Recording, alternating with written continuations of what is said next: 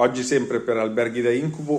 In questo hotel sembrava tutto a posto finché non ho aperto il frigo bar. Attenzione, s'il vous plaît, monsieur. Abbiamo il bacon, le mozzarelle e il formaggio fresco.